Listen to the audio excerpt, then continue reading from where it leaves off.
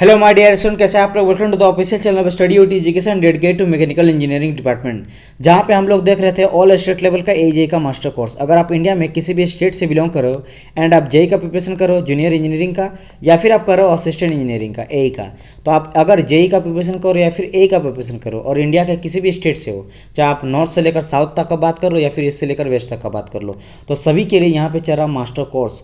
और ये जो मास्टर कोर्स है वो डिजाइन किया गया है आपके प्रीवियस ईयर का पेपर को देखते हुए, यानी कि जो स्टेट लेवल जेई और एई में प्रीवियस ईयर में क्वेश्चन पूछा जाता है उसको हम लोग देखे हैं 10-12 साल का। एंड साथ ही साथ जो आपको ऑफिशियल नोटिफिकेशन में सिलेबस मिलता है, तो सिलेबस को और प्रीवियस ईयर का पेपर को देखते हुए इस कंप्लीट कोर्स को डिजाइन किया गया है, इसलिए आपका मास्टर कोर्स हो जाता है। तो अगर आप कोई भी स्टेट से बिलोंग करो तो आप इसको कंप्लीट देखिएगा, इसके बाद आपको सिलेक्शन में काफ़ी ज़्यादा हेल्प करेगा ये सीरीज कंप्लीट। ठीक है, इसमें हम लोग कोई भी टॉपिक को छोड़े नहीं है, बिकॉज जितने भी स्टेट लेवल का आपका सिलेबस रहता है, ऑफिशियल सिलेबस नोटिफिकेशन जो आता है वो लेवल और सिमिलर होता है। ठीक है, और यहाँ पे हम लोग प्रोवाइड क्या करते हैं, थ्योरी आपको प्रोवाइड किया जाता है एंड साथ ही साथ प्रोवाइड किया जाता है आपको एमसीक्यू सॉल्यूशन, यानी कि मल्टीपल चॉइस जो क्वेश्चन हो जाता है उसको भी हम लोग इंक्लूड करते हैं। यानी कि जो इसमें थ्योरी लाते हैं वो ऑफिशियल सिलेबस में जितने आपको टॉपिक दिया गया सब्जेक्ट वाइज उसको हम लोग कंप्लीट कराते हैं लेक्चर वाइज थ्योरी में, एंड उसके बाद हम लोग उसी के बेसिस पे एमसीक्यू सॉल्यूशन लाते हैं। और इस एमसीक्यू सॉल्यूशन में हम लोग प्रीवियस ईयर में जो आपको पूछा जाता क्वेश्चन है उसको इंक्लूड करते हैं, और जो मैं थ्योरी पढ़ाया रहता हूँ यानी आपका प्रीवियस लेक्चर में उसके बेसिस पे भी मैं एमसीक्यू बताता हूँ, ताकि आपको क्या हो कि थ्योरी के साथ साथ आपको ये भी पता चले कि किस तरह का क्वेश्चन पूछा जाता है। तो यहाँ पे कंप्लीट आपको हर वो चीज़ प्रोवाइड किया जाएगा जो कि आपको एग्जाम में क्वालिफाई कराने में हेल्प करेगा, और वो भी रहेगा आपका एग्जाम ओरिएंटेड, राइट। एंड इसके अलावा मैं आपको बता देता हूँ कि हम लोग के यहाँ पे एसएससी जेई का and RRB JE SSC JE and RRB JE, ये इन दोनों का भी कोर्स चलता है। यानी कि आपको पता है जैसे कि ये दोनों में क्या है, मेरा सेंट्रल लेवल का आपका एग्जाम हो जाता है, एंड जो आपका स्टेट लेवल एजेई का एग्जाम है ये मेरा क्या हो जाता है, स्टेट लेवल का एग्जाम है। हम लोग के यहाँ सेंट्रल लेवल का भी कोर्स चलता है और आपका स्टेट लेवल का भी कोर्स चलता है। एंड ये बोलने की बात नहीं है कि आपका जो एसएससी जेई और आरआरबी जेई है यहाँ ये जो सिलेबस रहता है ये बिल्कुल डिफरेंट रहता है एसएससी जेई के सिलेबस से। ठीक है, और अगर मैं अगर स्पेसिफिक बताऊँ तो एसएससी जेई का भी बहुत सारा ऐसा सिलेबस होगा जो बच्चा जानता होगा कि एसएससी जेई का भी जो सिलेबस है वो डिफरेंट रहता है आरआरबी जेई से। बहुत सारे टॉपिक को अलग अलग बनाया गया, इसलिए मैं इंडिविजुअली सारे को अलग अलग बनाता हूँ, राइट। तो चलिए हम लोग क्लास को स्टार्ट करते हैं। एंड इसके अलावा हम लोग आरएस खुरमी का सॉल्यूशन को भी प्रोवाइड करते हैं एज ए पेड कोर्स। अगर आपको परचेज करना है तो नीचे में दिया गया डिस्क्रिप्शन में मेरे व्हाट्सअप नंबर, उसके बारे में आप क्वेरी पता कर सकते हो। किसके बारे में, आरके जैन सॉल्यूशन एंड इसके अलावा आपका आरएस खुरमी सॉल्यूशन। ठीक है, और आरएस खुरमी आरके जैन सॉल्यूशन में हम लोग कंप्लीट जो है आपका सिलेबस, इसमें हम लोग भी एक्सप्लेनेशन भी आपको प्रोवाइड कराते हैं, और साथ ही साथ लगभग जो है इसमें 4000 क्वेश्चन सॉल्यूशन आप लोग भी दिया जाता है। उसी तरह आरएस खुरमी भी हम लोग कंप्लीट सिलेबस कराते हैं, थ्योरी के साथ साथ कराते हैं, एक्सप्लेनेशन के साथ साथ, और प्लस इसमें रहता है 5000 क्वेश्चन सॉल्यूशन रहता है। बात समझ में आए? तो आप लोग अगर परचेस करना तो नीचे में दिया गया डिस्क्रिप्शन में लिंक, उसके बारे में पता कर सकते हैं।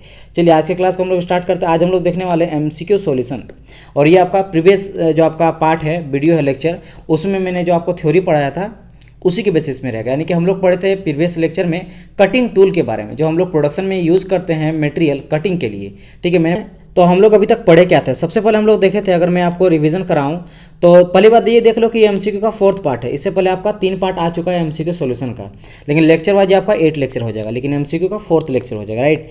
एंड हम लोग क्या क्या देखे थे, सबसे पहले देखे थे प्रोडक्शन क्या हो जाता है, हम लोग रॉ मटेरियल को फैक्ट्री में ले जाकर मशीनिंग करते हैं, और मशीनिंग के बाद हम लोग को मिलता है फाइनल प्रोडक्ट। ठीक है, तो वो हम लोग का ये जो कंप्लीट प्रोसेस है ये हम लोग का कहलाता है प्रोडक्शन में जो हम लोग मशीनिंग करते हैं इसमें ढेर सारा प्रोसेस हो जाता है। मशीनिंग में हम लोग ड्रिलिंग करते हैं, शेपिंग करते हैं, बोरिंग करते हैं, राइट। तो इसमें सबसे इंपॉर्टेंट आ जाता है मेरा मेटल कटिंग। क्या आ जाता है मेरा, मेटल को जो कटिंग करते हैं। ठीक है, मेटल कटिंग।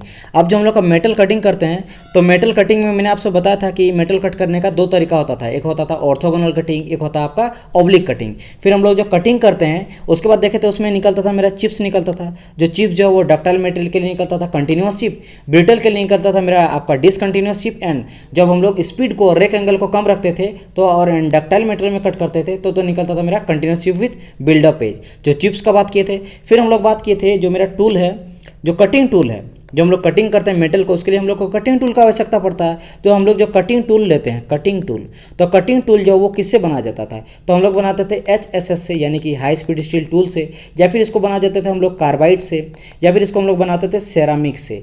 तो ये अलग अलग मटेरियल से हम लोग कटिंग टूल को बनाते थे। जिस तरह हम लोग चक्कू से सब्जियां काटते हैं, उस तरह मेटल को कट करने के लिए हम लोग को कटिंग टूल का आवश्यकता पड़ता, उसी चक्कू जैसा। तो वो हम लोग बनाते थे या तो हाई स्पीड स्टील टूल से, कार्बाइड से, फिर सेरामिक से। वो डिपेंड करता है किस मेटल को हम लोग काट रहे हैं। मान लो कोई सॉफ्ट लकड़ी काट रहे हैं, तो लकड़ी के लिए मेरा जो है वो आपका HSS काफ़ी है। अगर हमको और हार्ड मटेरियल को काटना है, जैसे मेटल को काटना है, लोहा को काटना है, तो हम लोग सेरामिक यानी कि जो हाई टेम्परेचर को झेल सके, हाई स्ट्रेस को झेल सके, तो इसके लिए हम लोग अलग अलग तरह का मेटल का यूज़ करते हैं टूल बनाने के लिए, कटिंग टूल बनाने के लिए। ठीक है। और वो जो मेरा टूल होता था, वो मैंने आपसे बताया था कि ये जो टूल है मेरा, वो अलग अलग तरह का हो सकता है। इट मीन्स क्या है, ये सिंगल पॉइंट कटिंग टूल भी हो सकता है, डबल पॉइंट कटिंग टूल भी हो सकता है, और मल्टी पॉइंट कटिंग टूल हो सकता है। कटिंग टूल जैसे चक्कू हो जाता है, हम लोग का जो घर में चक्कू यूज़ करते हैं सब्जी काटने में, ये कुछ इस तरह का होता था नाइफ। ठीक है। ये जो नाइफ होता है मेरे क्या, सिंगल पॉइंट कटिंग टूल। आप देखो एज यानी धार जो है सिर्फ एक है, तो इसको हम लोग बोलते हैं सिंगल पॉइंट कटिंग टूल। अगर मैं यहीं पे 2 बना देता इस तरह करके, तो समझ लो ये मेरा डबल पॉइंट कटिंग टूल है। अगर इससे ज़्यादा रहता इस तरह करके, तो ये मल्टी पॉइंट कटिंग टूल है। ठीक है। जिसमें हम लोग बात किए थे कि जो मेरा सिंगल पॉइंट कटिंग टूल है, वो हम लोग यूज़ करते हैं बेसिकली कहाँ, सबसे ज़्यादा लेथ मशीन में। लेथ मशीन में हम लोग यूज़ करते हैं सिंगल पॉइंट कटिंग टूल। इसके अलावा हम लोग शेपर में यूज़ करते हैं, प्लेनर में यूज़ करते हैं। उसी तरह हम लोग डबल पॉइंट कटिंग टूल का बात किए थे, ड्रिल में यूज़ करते हैं, और मल्टी पॉइंट कटिंग टूल का यूज़ करते हैं मिलिंग वगैरह में। ठीक है। फिर हम लोग देखे थे, ये सारा चीज़ हम लोग देखे थे कौन सा लेक्चर तक, 6 लेक्चर तक। और जो इससे पहले यानी कि जो आज जो हम लोग MCQ सॉल्यूशन लगाएंगे, वो किस पे बेस्ड रहेगा, जो आपका प्रीवियस लेक्चर हम लिए थे। प्रीवियस लेक्चर में मैंने क्या बताया था कि वही जो टूल है, जो हम लोग कटिंग टूल हो जाता है, उसका क्या क्या खास प्रॉपर्टी हो जाता है। यानी कि जब हम लोग कटिंग टूल यूज़ करेंगे, भाई हमको कोई मान लो लोहा काटना, आप फैक्ट्री बना रहे हो, ठीक है, फैक्ट्री में आप लोग को बनाना है, प्रोडक्शन करना है, तो उसके लिए आपको टूल चाहिए, टूल मेटल को कट करने के लिए। तो आप ये चीज़ देखोगे ना कि मेरा जो कटिंग टूल उसका क्या खास खास गुण है, प्रॉपर्टी है। तो प्रीवियस लेक्चर में मैंने यही आपसे बताया था कि एक जो कटिंग टूल है उसका क्या क्या खास प्रॉपर्टी होना चाहिए। और फिर हम लोग बात किए थे जो टूल है वो मेरा फेल क्यों कर जाता है, या फिर वो टूट क्यों जाता है, ख़राब क्यों हो जाता है, यानी कि टूल वियर क्यों हो जाता है, या फिर बोलेंगे टूल जो है वो फेलियर क्यों हो जाता है, जिसमें हम लोग खास बात किए थे क्रेटर वियर का और फ्लैंक वियर का। तो ये आज जो क्वेश्चन रहेगा वो आपका किसके किससे रहेगा बेस्ट, ये रहेगा आपका टूल प्रॉपर्टी पे और टूल वियर या फिर टूल फेलियर पे रहेगा। समझ आया कि नहीं। तो चलो फर्स्ट क्वेश्चन लगाना, आप लोग ध्यान से देना। पहला क्वेश्चन बोल रहा है the crater wear occur mainly on, कहाँ पे जो है क्रेटर वियर मेरा अकर्स होता है। क्या वो नोज पार्ट में होता है, फ्रंट रिलीफ फेस में होता है, या फिर आपका सॉरी यहाँ पे जो है साइड हो जाएगा। ठीक है, साइड। ठीक है, क्या हो जाएगा यहाँ पे, साइड रिलीफ फेस में होता है ऑफ द कटिंग टूल, या फिर आपका face of the cutting tool at the short distance from the cutting edge only में होता है, या फिर कटिंग एज में होता है, या फिर नन। क्या होगा इसका करेक्ट आंसर बताइए आप लोग। आप लोग को सारा चीज़ मैं बता दिया हूँ। चलो एक बार मैं थोड़ा सा यहाँ बता देता हूँ कि कैसे मैं आपसे बताया था। मैंने आपको बताया था कि ये जो है मेरा मान लो एक वर्क पीस है, और वर्क पीस के बाद ये जो है मेरा this one is my cutting tool. ये क्या है, मेरा कटिंग टूल है, ये कटिंग टूल है। और उसके बाद यहाँ से निकल रहा है मेरा चिप, ये मेरा है क्या, चिप है। ठीक है, और मैंने आपसे ये चीज़ बताया था कि इस वाले फेस को, ये जो आपका दोनों फेस हो गया, कटिंग टूल का फेस हो गया, ये पहला फेस हो गया, ये आपका दूसरा फेस हो गया। तो इस वाले फेस को हम लोग क्या बोलते थे, फ्लैंक सरफेस। आपको अगर याद होगा, ठीक है, इसको हम लोग क्या बोलते थे, फ्लैंक सरफेस, फ्लैंक सरफेस। ठीक है, और इस वाले फेस को क्या बोलते थे, this is called your rake surface, rake surface.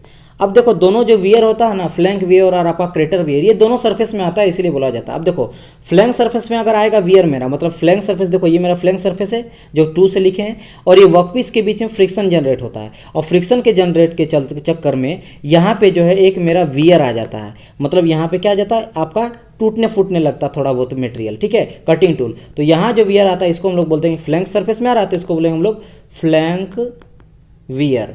एक सेकंड, क्या बोलेंगे इसको हम लोग, फ्लैंक वियर। बात समझ में आया कि नहीं। फ्लैंक वियर किसके किस में बीच में आता है, ये अगर आपसे बोले तो आपको सिंपल बोलना, सर ये मेरा फ्लैंक सरफेस और वर्कपीस के बीच में आता है, पहला। दूसरा पॉइंट अगर आपसे बोलेगा, यहाँ पे आप देखो ये मेरा क्या है, टूल है, यहाँ आपका टूल है और ये आपका चिप है। टूल और चिप के बीच में भी यहाँ पे due to friction high temperature के चलते यहाँ भी क्या आ जाता है, मेरा मटेरियल जो है वो वियर करता है या फिर फेलियर करता है इस पॉइंट पे। तो इस पॉइंट में जो मेरा फेलियर आता है उसको हम लोग बोलते हैं क्या है, इसको बोलते हैं हम लोग rake surface wear, rake surface wear, या तो रेक सरफेस वियर बोलेंगे, या फिर इसी को बोला जाता है मेरा क्रेटर वियर। क्या बोलते हैं हम लोग, क्रेटर वियर। तो याद रखना क्रेटर वियर जो वो तो मेरा रेक सरफेस में आ जाता है। तो अगर रेक सरफेस बोलेगा आपको क्रेटर वियर कहाँ आता है, तो आपको सिंपल आंसर करना है कि सर मेरा क्रेटर वियर जो आता है वो टूल और चिप के बीच में आ जाता है। अब यहाँ पे ध्यान से देखो, यहाँ पे बोला आपको क्रेटर वियर के बारे में कि भाई क्रेटर वियर जो है, क्रेटर वियर कहाँ आता है। तो यहाँ करेक्ट आंसर आप देखोगे बी नंबर, देखो बोला गया क्या, face of the cutting tool at the short distance from the cutting edge. तो face of the cutting tool क्या हो गया, ये जो दोनों फेस है 1 और 2, इसमें कटिंग कहाँ हो रहा है, इस फेज में हो रहा है ना, क्योंकि चिप यहाँ पे है, तो चिप वाला फेस ये वाला पार्ट हो गया। समझ आया कि नहीं। इस चीज़ को मैं अगर मिटा दूँ और मैं फिर से यहाँ पे बनाऊँ, तो देखो मैं क्या बता चाह रहा हूँ कि ये मेरा जो है ये आपका कटिंग टूल है। तो कटिंग टूल का पहला फेस तो हो गया आपका ये वाला, और दूसरा फेस हो गया, तो यही तो फेस है जो कट कर रहा है, क्योंकि यहीं से तो चिप मेरा निकल रहा है। तो इस फेस में कटिंग टूल के जो यहाँ फेस है, कटिंग फेस है, तो इसको हम लोग बोल सकते हैं this is called my cutting face. तो कटिंग फेस के पास ही में यहाँ मेरा एक वियर आ जाता है ड्यू टू चिप और टूल के बीच में। तो ये जो आपका फेलियर होता है दिस इज कॉल्ड मेरा आपका क्रेटर वियर और रेक फेस वियर। तो वो यहीं पे होगा correct answer B number, face of the cutting tool at the short distance from the cutting edge only, यानी कटिंग एज में। राइट, समझ आया कि नहीं। चलो बढ़ते हैं नेक्स्ट क्वेश्चन की ओर, आप खुद से भी आंसर लगाने का ट्राई करना, ठीक है। चलो नेक्स्ट क्वेश्चन बोल रहा है crater wear mainly due to, क्यों होता है। अच्छा, क्रेटर वियर से रिलेटेड यही मैं बता देता हूँ कि भाई क्रेटर वियर जो है, पहली बात तो ये आता कहाँ पे है, तो मैंने जस्ट अभी कहा आपका रेक सरफेस में आता है। क्या आता है, रेक सरफेस में मेरा आकर होता है क्रेटर वियर। बात समझ में है कि नहीं। अच्छा, क्यों होता है, रीजन क्या हो जाता है, क्यों, रीजन क्या है उसका आकर होने का, तो ये हो जाता है ड्यू टू डिफ्यूजन। ठीक है, डिफ्यूजन मैंने आपको बताया, डिफ्यूजन क्या हो जाता है, दोनों आपस में टकराता है। तो यहाँ पे आप देख रहे हो, यहाँ पे क्या क्या टकरा रहा है, चिप और टूल। वो फ्रिक्शन के चलते जब वो कट करता है मेटल को, तो वहाँ पे डिफ्यूजन हो जाता है। तो डिफ्यूजन ऑफ मेटल, दोनों मेटल है, तो डिफ्यूजन ऑफ मेटल्स के चलते यहाँ पे ये जनरेट होता है। ये आपका रीजन हो गया। बात समझ में, occurs due to diffusion of the metal. समझ आया कि नहीं, ये चीज़ आ गया। एंड रेक सरफेस में मेरा जनरेट होता है। इसके बाद अगर आपसे बोलेगा कि क्रेटर वियर जो है वो यूजुअली फाउंड कहाँ पे होता है और किस में देखा जाता है, तो ये बेसिकली देखा जाता है जब हम लोग मशीनिंग करते हैं ब्रिटल मटेरियल को। ठीक है, क्या करते हैं हम लोग, ब्रिटल मटेरियल। तो हमको ब्रिटल मटेरियल में हमको देखने को मिलता है आपका क्रेटर वियर। जैसे अगर मैं बोलूँगा टंगस्टन, ठीक है, टंगस्टन, तो अगर हम लोग टंगस्टन कार्बाइड टूल बनाएंगे वहाँ पे भी मुझे ये चीज़ देखने को मिलता है। ठीक है, कार्बाइड टूल्स में देखने को भी ये चीज़ मिलता है। ये भी आप लोग को ध्यान, काफ़ी इंपॉर्टेंट है। तो यहाँ पे 3 चीज़ मैंने बताया। पहले तो ये आपको समझा दिया क्रेटर वियर जो आपका रेक सरफेस में आता है, कैसे आता है मैं आपको बता दिया। ठीक है, टूल और फेस के बीच में, टूल और चिप के बीच में ये आता है। फिर हम लोग देखें कि क्यों अकर होता है, due to diffusion of the metal, क्योंकि टूल और चिप में बीच में फ्रिक्शन जनरेट होता है, डिफ्यूज होता है, दोनों आपस में टकराता है, उसके चलते आता है। और कहाँ देखने को मिलता है, हार्ड मटेरियल, जैसे आपका ब्रिटल मटेरियल, जैसे टंगस्टन कार्बाइड टूल में हमको क्रेटर वियर देखने को मिलता है। समझ आया। तो मैं वहाँ पे लगभग सारी चीज़ को बता दिया। ओके, तो यहाँ पे आपसे सेकंड नंबर का क्वेश्चन ये बोल रहा है कि भाई crater wear mainly due to, किसके चलते मेरा क्रेटर वियर देखने को मिलता है वो बताइए। तो पहला बोल रहा है adhesion of the metal, oxidation of the metal, diffusion of the metal, all of the जी। जस्ट मैंने कहा ये डिफ्यूजन ऑफ द मेटल, यानी कि जो चिप है और टूल के बीच में, कटिंग टूल के बीच में जो आपका डिफ्यूजन होता है, उसके चलते मुझे क्रेटर वियर आता है, जो कि कहाँ मिलता है हमको, रेक फेस में मिलता है या फिर रेक सरफेस में मिलता है। राइट, आगे चलते हैं third question, crater wear leads to, crater wear leads to, बताओ इसका क्या होगा correct answer. Crater wear leads to increase in cutting temperature, weakening of the tool, या फिर friction of the cutting force. क्या होगा इसका करेक्ट आंसर, आप लोग बताइए, खुद से पॉज करके आप लोग खुद से भी ट्राई कीजिएगा बताने का। ठीक है, तो यहाँ पे आपका ऑल हो जाएगा, यानी कि क्रेटर वियर जो होता है वो अगर हम लोग कटिंग स्पीड टेम्परेचर को बढ़ा देंगे तब भी हो सकता है, वीकिंग ऑफ द टूल, टूल अगर मेरा वीक रहे तब भी हो सकता है, और फ्रिक्शन तो ऑब्वियसली होगा ही होगा कटिंग फोर्स के चलते। ठीक है, तो ऑल ये सारे रीजंस है जिसके चलते मेरा क्रेटर वियर जो है वो लीड्स, यानी क्रेटर वियर आ सकता है टूल और चिप के बीच में। राइट, ओके, क्वेश्चन नंबर 4 में आ जाते हैं, फ्लैंक वियर का अब हम लोग बात करने हैं। अब हम लोग फ्लैंक वियर भी देख लेते हैं। मैंने आपको फ्लैंक वियर के बारे में बता दिया था। फ्लैंक वियर कहाँ आ जाता है, आप देखो यहाँ पे मैंने बताया था, फ्लैंक वियर जो है आपका टूल के बीच में, ये आपका टूल है और वर्कपीस के बीच में आ जाता है, टूल और वर्कपीस में बीच में आ जाता है, इस जगह पे आ जाता है। यहाँ पे हमको देखने को क्या मिलता है, ये हमको देखने को मिलता है यहाँ पे फ्लैंक वियर। समझ आया कि नहीं। चलो, तो यहीं पे क्वेश्चन यहाँ पे था कि फ्लैंक वियर डिपेंड ओपन दी, किस पे डिपेंड करता है।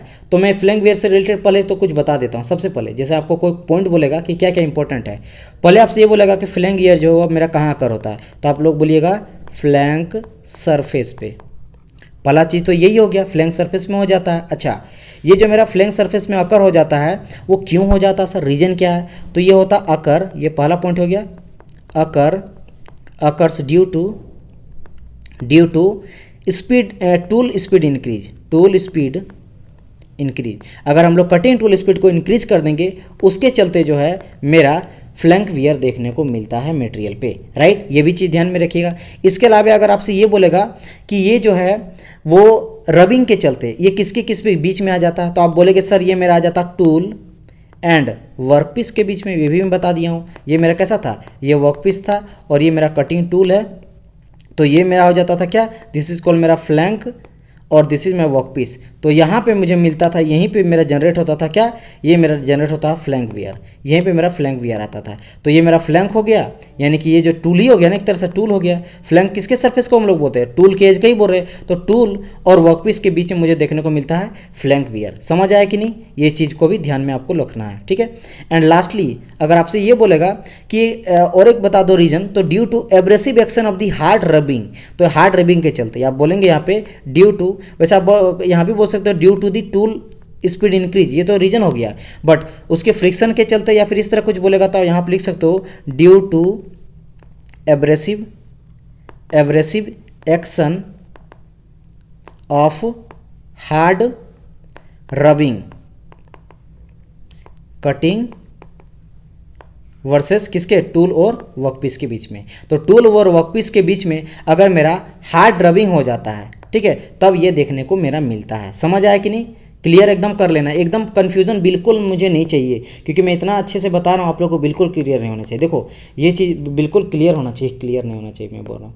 तो ये मेरा टूल था, मैं बताया आपको, और ये मेरा फेस जो कहलाता है, ये कहलाता है मेरा क्या, flank surface, FLANK surface, right. And मैंने आपको क्या बताया कि फ्लैंक और ये मेरा वर्कपीस के बीच में यहाँ पे जो है कुछ, एक सेकेंड, यहाँ पे इस जगह पे मेरा वियर जनरेट हो जाता, फेलियर आता है टूल का, इसको हम लोग क्या बोलते थे, फ्लैंक वियर। तो पहली बात तो यहाँ क्लियर कर लेना कि टूल और वर्कपीस में आ जाता, या फिर बोलेगा फ्लैंक सरफेस और वर्कपीस के बीच में आ जाता, पहला क्लियर। दूसरा चीज़, ये दोनों पे आपस में रब करता, टूल और वर्कपीस के रबिंग के चलते यहाँ पे ये चीज़ मेरा जनरेट होता है। तो वही चीज़ मैंने कहा, और ये स्पीड टूल को इंक्रीज करेंगे तब भी मेरा आता है। तो देखो पहला क्वेश्चन क्या बोला था, 4th नंबर फ्लैंक वियर का। पहले यहाँ पे बोल रहा है कि बताओ फ्लैंक वियर डिपेंड अपॉन, किस पे ये डिपेंड करता है, बताइए किस में डिपेंड करता है। यहाँ पे पहला बोला गया hardness of the work and tool material at the operating temperature. Second बोला अमाउंट और distribution of the hard constituent in the work material. तो बिल्कुल सही, यही आपका करेक्ट आंसर हो जाएगा, बी नंबर, ठीक है। यानी कि जो मेरा वर्क मटेरियल रहता है वो अगर ज़्यादा मेरा डिस्ट्रीब्यूशन हो जाता है अमाउंट का, उसमें काफ़ी जो मोलिकुल्स है वो काफ़ी हार्ड है, तब के उस चक्कर में मेरा जो फ्लैंक वियर देखने को मिलता है, राइट। आ जाते हैं 4th क्वेश्चन। यहाँ पे 4th में बोला गया कि flank wear occur mainly on, कहाँ पे मेरा जो फ्लैंक वियर मेनली अकर होता है, बताइए इसका करेक्ट आंसर आपका क्या हो जाएगा, बताइए। तो फ्लैंक वियर यहाँ बोला गया पहला पार्ट की नोज पार्ट में मेरे देखने को मिलता है, फ्रंट रिलीफ फेस में देखने को मिलता है और साइड रिलीफ फेस में देखने को मिलता है। तो बिल्कुल यही आपका करेक्ट आंसर हो जाएगा। ए नंबर में आगे जाने का कहीं जरूरत नहीं है, यही नंबर करेक्ट आंसर हो जाएगा। क्यों, फ्लैंक वियर का बात कर रहा ना, अभी हम लोग बात किए ना फ्लैंक वियर, देखो यहाँ पे ये मेरा था फ्लैंक वियर था, ठीक है, ये क्या था मेरा फ्लैंक वियर था। और फ्लैंक वियर कहाँ कहाँ देखने को मिला, तो अगर आप बोलेंगे यहाँ पे, एक मिनट, ये सारे चीज़ को मैं रिमूव कर देता हूँ, ठीक है, मैं फिर से बना देता, कोई दिक्कत नहीं मुझे, मैं बहुत बार आप लोगों को बता सकता हूँ, लेकिन एक बार बताने के बाद जैसे आप लोग को सब चीज़ एकदम याद होना चाहिए, ठीक है, ये इंपॉर्टेंट है, ठीक है। तो देखो सबसे पहले ये आपका नोज था ना, यही तो नोज कहलाता टूल का ना, तो एक तो नोज हो गया, तो नोज के पार्ट में तो देखने को मिलता ही है, नहीं मिलता है। सेकंड पार्ट ये जो हो जाता है मेरा दो रिलीफ फेस, इस वाले पार्ट को हम लोग रिलीफ बोलते थे, याद है, जो मेरा फ्लैंक सरफेस है और वर्कपीस है, इसके बीच में एक एंगल मेरा रहता था, इसको हम लोग क्या बोलते थे, इसको बोलते थे हम लोग रिलीफ एंगल। याद आपको अगर याद होगा तो इसको हम लोग बोलते थे क्या, रिलीफ एंगल बोलते थे। ये रिलीफ एंगल क्यों प्रोवाइड करता था, ताकि टूल और वर्कपीस के बीच में फ्रिक्शन ना हो, वो दोनों आपस में टकरा ना जाए, ठीक है, रबिंग ना हो जाए, इसके चलते हम लोग यहाँ पे एक एंगल देते हैं, दैट इज कॉल्ड मेरा रिलीफ एंगल। तो ये मेरा पार्ट क्या है, ये मेरा कहलाएगा रिलीफ फेस, ये क्या कहलाएगा मेरा रिलीफ फेस। तो रिलीफ फेस में देखने को मिल रहा है, और साइड रिलीफ फेस किसको बोलते थे, इस वाले पार्ट को बोलते थे साइड रिलीफ फेस, और फ्रंट रिलीफ फेस किसको बोलेंगे, जो आपका ये वाला पार्ट है, ये वाला पार्ट इसको बोलते हैं हम लोग आपका फ्रंट रिलीफ फेस, और इस वाले पार्ट को हम लोग बोलते थे क्या, साइड रिलीफ, मतलब साइड का साइड और फ्रंट का फ्रंट। तो एक तो मेरा रिलीफी फेस हो गया ना, और नोज तो यहाँ जो नोज है जहाँ पे एकदम मेरा पॉइंट आता है उसको नोज बोलते हैं। यानी नोज में देखने को मिलता है, साइड रिलीफ फेस में देखने को मिलता है, और आपका फ्रंट रिलीफ फेस में देखने को मिलता है क्या, मेरा फ्लैंक वियर। तो फ्लैंक वियर का आंसर क्या हो जाएगा मेरा यहाँ पे, सॉरी ये नंबर मेरा था 5th नंबर। नोज पार्ट, देखो नोज पार्ट बोला है, front relief face and side relief face of the cutting tool, तो ए हो जाएगा करेक्ट आंसर। नेक्स्ट चलते हैं क्वेश्चन नंबर 6 की ओर। 6 में क्या बोल रखा है यहाँ पे देखिएगा, द पैरामीटर बोला गया, sorry, the parameter which completely define the chip formation in the metal cutting process is, बताइए क्या हो जाएगा, shear angle, cutting tool contact length, chip tool contact length, both and B and none. क्या होगा correct answer, बताइए आप लोग, इसका करेक्ट आंसर क्या होगा, 6 नंबर का क्या करेक्ट आंसर होगा। यहाँ बोला क्या क्या क्या, parameter which complete define the chip formation in a metal cutting process, यानी कि आपको सिंपल बोल रहा है कि भाई ये चीज़ आप लोग बताइए कि जो मेटल कटिंग मेरा जो फॉर्मेशन होता है चिप का, चिप जो मेरा फॉर्मेट होता है, चिप जो निकलता है वो कैसे निकलता है, क्या मेरा शेयर एंगल के चलते मेरा चिप्स निकलता है, या फिर मेरा चिप टूल कॉन्टैक्ट के चलते निकलता है, या फिर बोथ ए और बी। तो आपका आई होप सो अभी आप लगा दिए होंगे, बी नंबर इसका करेक्ट आंसर हो जाएगा। यानी कि रीजन मेरा शेयर एंगल भी हो जाता है एंड मेरा चिप टूल कॉन्टैक्ट लेंथ भी रहता है। ये जो मेरा वर्कपीस हो जाता है, ये जो मेरा वर्कपीस हो जाता है, और यहाँ पे जो टूल हो जाता है, ये जो मेरा टूल था, ठीक है, ये मेरा टूल है, तो टूल और चिप जो निकलता है इसके बीच में कितना कांटेक्ट है ये भी डिपेंड करता है कि मेरा चिप मेरा कितना थिकनेस निकल रहा है, थिक निकल रहा है, थिन निकल रहा है, ये डिपेंड बहुत ज़्यादा करता है मेरा चिप और टूल के कांटेक्ट में। और साथ ही साथ शेयर एंगल, आपको पता होगा कि ये मेरा चिप निकलता है, ये मेरा अनकट चिप होता था, ये क्या हो जाता था, अनकट चिप। तो अनकट चिप के बीच में यहाँ पे एक मेरा एंगल आता था जिसको हम लोग बोलते थे शेयर एंगल। तो ये शेयर एंगल कितना ज़्यादा होगा उस पर भी डिपेंड करेगा, ठीक है। तो यहाँ पे ए और बी दोनों हो जाएगा करेक्ट आंसर। नेक्स्ट मूव करते हैं आगे 7th नंबर की ओर। When the shear angle is small, अगर मेरा शेयर एंगल स्मॉल होगा तो क्या होगा, देखो अगर मेरा ये, चलो मैं आपको अगर नहीं बताया था तो मैं बता देता हूँ। अगर मेरा शेयर एंगल स्मॉल रहा, क्या यहाँ पे बोल रहा, शेयर एंगल स्मॉल रहा है, तो अगर शेयर एंगल मेरा स्मॉल रहा तो मेरा जो पाथ ऑफ द शेयर रहेगा वो लार्ज हो जाएगा, चिप मेरा थिक आएगा। तो याद रखना, अगर यहाँ पे मैं लिख देता हूँ, ठीक है, शेयर एंगल अगर मेरा स्मॉल रहा तो सबसे पहले तो ये जान लो कि मेरा जो चिप निकलेगा ना वो मेरा निकलेगा थिक। मैं आपको समझाऊंगा कैसे। और अगर मेरा शेयर एंगल मेरा लार्ज रहा, शेयर एंगल अगर लार्ज रहा तो मेरा जो चिप निकलेगा वो क्या निकलेगा, मेरा थिन निकलेगा, थिन निकलेगा, ठीक है। अब हम लोग समझेंगे इस पॉइंट को मैं क्या बोला और कैसे इस चीज़ को समझेगा। देखो ध्यान से, इस पॉइंट में को मैं यहाँ पे क्लियर कर रहा हूँ, ठीक है। इस पॉइंट को, ये मेरा वर्कपीस, ये मेरा वर्कपीस है, ये तो आपको पता ही है। चलो अब मान लेते हैं ये मेरा है कटिंग टूल, ये मेरा कटिंग टूल, सब जगह पे यही मेरा यूज ही करेंगे हम लोग, ठीक है, क्योंकि ये एकदम बेसिक आपका थ्योरी है तो फट से आप समझ जाइएगा, राइट। तो एंड यहाँ पे मेरा आ जाता है एक शेयर एंगल आ जाता है एंड यहीं से मेरा निकलता है चिप। तो this is called my chip, ये मेरा टूल, ये मेरा वर्कपीस, यहाँ पे जाता है, ये होता था मेरा फिनिश्ड सरफेस। और यहाँ पे जो ये एंगल जा रहा है, ये जो अनकट चिप है, ये मेरा अनकट चिप है, ठीक है। ये मेरा पूरा का पूरा वर्कपीस मान लो, ये पूरा का पूरा वर्कपीस मेरा है, ये मेरा पूरा वर्कपीस है।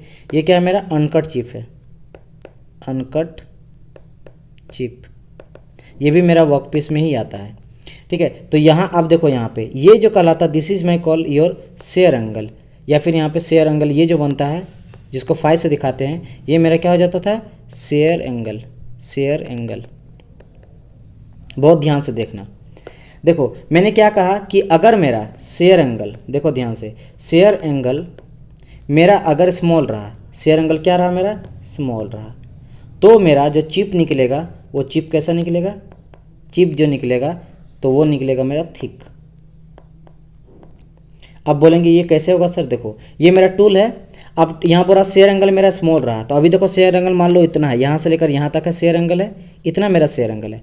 अब ये शेयर एंगल को हम लोग अब कम कर देते हैं, शेयर एंगल को कम करके कितना कर देंगे, लेट सपोज लो कि अब मेरा शेयर एंगल जो है वो हो गया इतना, यहाँ से यहाँ तक हो गया, यहाँ से यहाँ तक हो गया। यानी कि टूल जो है, टूल को हम लोग मूव करके कुछ कैसा कर दिए होंगे, टूल को मूव करके हम लोग कुछ ऐसा कर देंगे, अब ऐसा इतना इस तरह का चल गया और मूव हो गया, जिसके चलते मेरा चिप जो निकल रहा है, अब वो चिप कहाँ से निकलेगा, यहाँ से मेरा निकलेगा, ऐसे निकलेगा, ठीक है। इतना पोर्शन ले लेगा मेरा चिप, यहाँ से लेकर देखो ग्रीन से यहाँ तक आ गया, मेरा चिप का पोर्शन आ गया, तो अब क्या देख रहे हैं कि मेरा चिप जो है मात्र इतना, मतलब इतना मेरा आ गया, क्या हो गया मेरा शेयर एंगल अब मेरा घट गया। तो अगर मेरा शेयर एंगल स्मॉल हो गया तो आप ही देखो चिप जो है अब मेरा ज़्यादा थिकनेस बढ़ जाएगा, क्योंकि पहले कहाँ से निकल रहा था, यहीं से निकल रहा था, इतना निकल रहा था पहले का चिप थिकनेस इतना था, लेकिन जब मेरा बढ़ गया तो बढ़ने के बाद मेरा हो कितना गया, अब मेरा यहाँ से लेकर यहाँ तक निकलेगा, अब मेरा इतना निकलेगा, इतना चिप थिकनेस निकलेगा। तो क्या देखे कि शेयर एंगल अगर मेरा घटा तो चिप थिकनेस मेरा बढ़ गया। तो ऑब्वियसली बात है, जस्ट इसका अपोजिट होगा कि अगर मेरा शेयर एंगल जो है वो लार्ज हो जाएगा तो मेरा चिप जो रहेगा, चिप थिकनेस वो क्या हो जाएगा, चिप जो निकलेगा वो मेरा थिन निकलेगा, पतला निकलेगा, जैसे इससे पहले जस्ट मैंने आपको करके दिखाया था। ठीक है, समझ आया कि नहीं। चलो, तो अगर यहाँ बोलेगा शेयर एंगल मेरा कम हो जाएगा तो आप समझ गए होंगे यहाँ पे क्या हो जाएगा, करेक्ट आंसर बताइए फटाफट। तो यहाँ पे मेरा क्या हो जाएगा, चिप जो मेरा थिक निकलेगा। देखो यहाँ पे कहीं चिप जो है थिक है, यहाँ पे एक तो जगह पे आपका चिप जो है थिक है एक नंबर पे, एंड आपका सी नंबर में चिप थिक है। चलो, तो बी एंड सी हो जाएगा। अब हम लोग बात करेंगे यहाँ पे कि और क्या होगा। यहाँ पे बोला path of the shear is large, हाँ बिल्कुल सही, यानी कि ये हो जाएगा।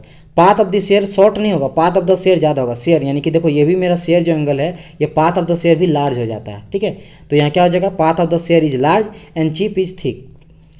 ओके, इससे देखो दूसरा क्वेश्चन भी आप निकाल सकते हो, if the shear angle is large then क्या हो जाएगा, देन ये हो जाएगा यहाँ पे पाथ ऑफ द शेयर जो हो जाएगा वो शॉर्ट हो जाएगा एंड जो मेरा चिप निकलेगा वो थिन निकलेगा। तो यहाँ पे ये हो जाता करेक्ट आंसर ए नंबर। अगर ये मेरा स्मॉल रहा हो के एंगल जो है मेरा लार्ज का था, ये इस जगह पे अगर लार्ज रहता तो ये आंसर हो जाता है, बट अभी के लिए आपका करेक्ट आंसर क्या हो जाएगा, बी नंबर। सॉरी, अभी के लिए करेक्ट आंसर आपका क्या हो जाएगा, बी नंबर। ठीक है, क्वेश्चन नंबर 8 की ओर चलते हैं।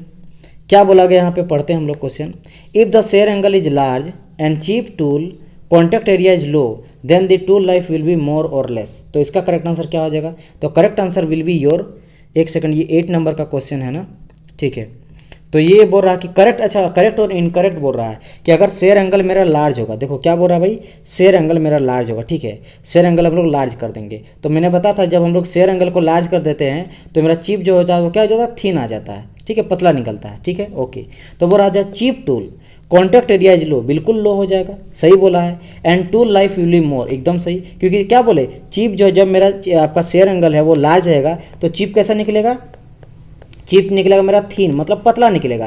तो आप क्या समझ रहे हो, पतला निकलेगा मतलब टूल पे कम मेरा फोर्स लग रहा है, यानी कि एरिया मेरा घट गया उसका, इसीलिए तो पतला पतला निकाल रहा है। और अगर पतला निकाल रहा है तो उसका टूल लाइफ भी क्या हो जाएगा, इंक्रीज कर जाएगा। तो ये करेक्ट स्टेटमेंट बोल रहा है, बिल्कुल सही स्टेटमेंट है ये। ठीक है, चलो आगे बढ़ते हैं क्वेश्चन नंबर 9 की ओर। अब बेटर मशीनेबली मेटल, सॉरी,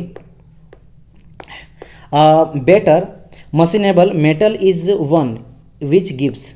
अगर हम लोग बेटर एक अच्छा मशीन मेटल को मानेंगे, मशीनेबल मेटल को मानेंगे, मतलब ऐसा मेटल जिसमें हम लोग मशीनिंग जितने प्रोसेस करते हैं ना वो सारे प्रोसेस को काफ़ी अच्छी तरीक़े से कर सकते हैं, तो वो किसको हम लोग मानेंगे, क्या वो उसको मानेंगे जिसमें मेरा लोअर चिप टूल कॉन्टैक्ट रहेगा एरिया एंड लार्जर रहेगा शेयर एंगल, या हायर आपका चिप टूल कॉन्टैक्ट रहेगा एरिया और आपका स्मॉलर चिप एंगल। जो भी ये जो था ना प्रीवियस जो थ्योरी था उसी के बेसिस पे है। अगर आप ध्यान से पढ़ोगे तो आपको पता चल जाएगा कि हम लोग रखेंगे ए नंबर, यानी कि यहाँ पे हम लोग रखेंगे जो चिप कॉन्टैक्ट टूल एरिया रहेगा वो हम लोग रखेंगे क्या, लोअर रखेंगे, एंड लार्जर देंगे हम लोग शेयर एंगल, क्योंकि जस्ट मैंने कहा कि अगर हम लोग लार्जर शेयर एंगल देंगे तो लार्ज शेयर एंगल देने से क्या होगा, आपको बताया था कि अगर हम लार्ज शेयर एंगल देखेंगे तो मेरा चिप क्या निकलेगा, चिप निकलेगा मेरा थीन, मतलब पतला निकलेगा। अगर मेरा पतला निकलेगा तो क्या होगा, मेरा टूल लाइफ जो है वो काफ़ी इंक्रीज कर जाएगा, टूल लाइफ क्या हो जाएगा मेरा, इंक्रीज कर जाएगा, बढ़ जाएगा, और उसके चलते मेरा चिप जो कॉन्टैक्ट एरिया है वो भी कम होगा।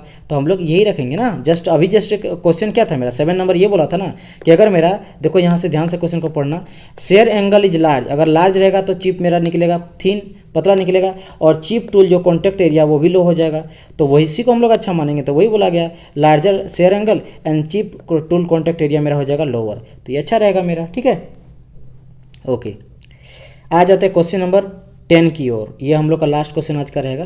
क्या बोल रखा है यहाँ पे, in machining metal cutting force at the cutting is measured by. जो हम लोग कटिंग करते हैं, ठीक है, मशीनिंग मेटल में कटिंग करते हैं, तो कटिंग करने के लिए हम लोग उसका फोर्स को कैसे मेज़र करते हैं, मैं आपको वैसे बता चुका हूँ ये थ्योरी में। क्या होगा, करेक्ट आंसर बताइए, क्या वाट मीटर होगा, क्या डायनेमोमीटर होगा, क्या हाइग्रोमीटर होगा, या फिर क्या या पायरोमीटर होगा। इसको तो आप लोग को सब कुछ पता ही होना चाहिए। जैसे अगर वाट मीटर का बात करेंगे तो ये डिफाइन करता है मेरा पावर को, ठीक है। ये इलेक्ट्रिक पावर को क्या करता है, मेज़र करता है। अगर मैं हाइड्रोमीटर का बात करूँ, एक हाइग्रो होता है, एक हाइड्रो होता है। तो ये जो हाइड्रो है ये मेरा रिलेटिव डेंसिटी को मेजर करता है। एंड अगर बात करेंगे पायरोमीटर का, तो आपको पता है ये हायर टेम्परेचर को मेजरमेंट करता है। तो बचा क्या मेरा, बी नंबर बचा, ठीक है। तो बी नंबर होगा आपका करेक्ट आंसर। यानी कि डायनेमोमीटर जो होता है वो मेरा क्या मेजर करता है, कटिंग वेलोसिटी को मेजर करता है या फिर कटिंग फोर्स को मेजर करता है, राइट। कैसा वीडियो लगा जरूर मुझे बताइएगा, ठीक है। एंड मैं आपसे हमेशा एक क्वेश्चन पूछता हूँ, तो मैं आपसे एक क्वेश्चन पूछता हूँ। चलिए यहाँ पे मैं आपसे एक क्वेश्चन पूछता हूँ, ठीक है। तो मैं आपसे ये क्वेश्चन बोल रहा हूँ, लिखिएगा ये आप लोग क्वेश्चन, एक सेकंड। तो आपके लिए ये क्वेश्चन है, एक मिनट, ये बहुत ज़्यादा ठीक हो गया, ठीक है। तो आपके लिए ये क्वेश्चन है कि ये बताइए, जो आपका क्रेटर वियर हो जाता है, crater wear is found in, वैसे मैं बता चुका फिर भी, found in which area. Option पहला आपका flank and workpiece, B number में आपका है tool and chip, C number में आपका है कटिंग एज एंगल, या फिर डी नंबर में है नन। इसका करेक्ट आंसर आप लोग बताएगा कि जो क्रेटर वियर हो जाता है वो हमको कहाँ देखने को मिलता है, ठीक है। एंड मिलते हैं नेक्स्ट पार्ट में, तब तक के लिए goodbye and God bless you all. And आपको कैसा वीडियो लगा जरूर बताएगा। अगर अच्छा लगा तो प्लीज़ आप इसको लाइक करना, ठीक है। एंड अगर ज़्यादा से ज़्यादा दोस्तों तक आपको करना, शेयर कीजिएगा। एंड साथ ही साथ अगर चैनल को फर्स्ट टाइम विजिट किए तो चैनल को सब्सक्राइब कर लेना है एंड बेल आइकन को प्रेस कर लीजिएगा। साथ ही साथ व्हाट्सअप ग्रुप में आप जरूर ज्वाइन कर लीजिएगा, क्योंकि व्हाट्सअप ग्रुप में ढेर सारे स्टूडेंट हैं, वहाँ पे आप क्वेश्चन वगैरह, डाउट वगैरह पूछ सकते हो। वहाँ पे इंडिया लेवल का सारे जो इंपॉर्टेंट नहीं, जो भी सीरियस स्टूडेंट है वो जुड़ा गया है। यानी कि वहाँ पे सिर्फ क्वेश्चन डिस्कशन होता है, किसी को भी डाउट होता है। तो अगर आपको भी डाउट है, अगर क्वेश्चन कोई दिक्कत होता है, अगर आप अगले पढ़ रहे हो घर में, अभी वैसे भी लॉकडाउन है, तो आप उसमें जुड़ जाइए, वहाँ पे हेल्प होगा। और साथ ही साथ टेलीग्राम में भी जुड़ जाएगा। यहाँ पे फ़ायदा ये भी होगा कि जो भी वीडियो, अगर आप मैं वीडियो अपलोड करता हूँ तो कभी कभी यूट्यूब जो है नोटिफिकेशन नहीं भेजती, तो मैं आपको भेज दूंगा वहाँ पे लिंक वीडियो का, ठीक है। मिलते हैं नेक्स्ट पार्ट के में, तब तक के लिए goodbye and God bless you all.